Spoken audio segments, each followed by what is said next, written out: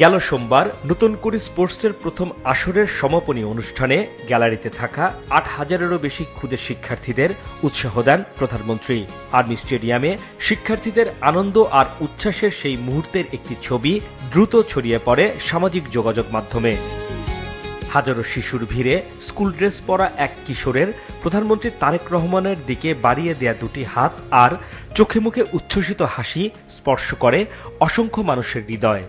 সেই কিশোরের নাম তাহসিন আব্দুল্লাহ। তার ছবির হাসির আড়ালে লুকিয়ে আছে বড় বোনকে হারানোর গভীর বেদনা। গত বছরে মাইলস্টোন স্কুলে যুদ্ধবিমান দুর্ঘটনায় নিহত হয় তাহসিনের বড় বোন তাসনিয়া। ভাগ্যের জোরে বেঁচে যায় তাহসিন।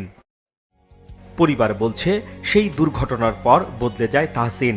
বোনকে হারানোর পর থেকে তাহসিনের মুখে আগের মতো প্রাণখোলা হাসি আর দেখা যেত না। কিন্তু গত ২৭শে জুলাই যেন দেখা মিলল অন্য এক তাহসিনের। তাহসিনের এই গল্প জানার পর তাকে ও তার পরিবারকে প্রধানমন্ত্রী আমন্ত্রণ জানান। বুধবার বাবা নাজমুল হককে সঙ্গে নিয়ে সচিবালয়ে প্রধানমন্ত্রীর সঙ্গে সৌজন্য সাক্ষাৎ করে তাহসিন। সন্তান হারানো তাহসিনের বাবার প্রতি গভীর সমবেদনা ও সহমর্মিতা প্রকাশ করেন প্রধানমন্ত্রী তারেক রহমান।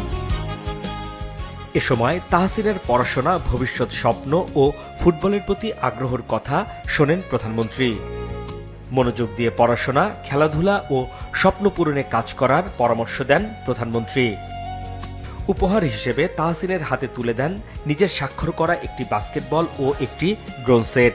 সাক্ষাৎ শেষে উচ্ছ্বসিত তাহসিন জানায়, প্রধানমন্ত্রীর সঙ্গে দেখা হওয়ার অভিজ্ঞতা সে বন্ধুদের সঙ্গে ভাগ করে নেয়ার জন্য অধীর আগ্রহে অপেক্ষা করছে।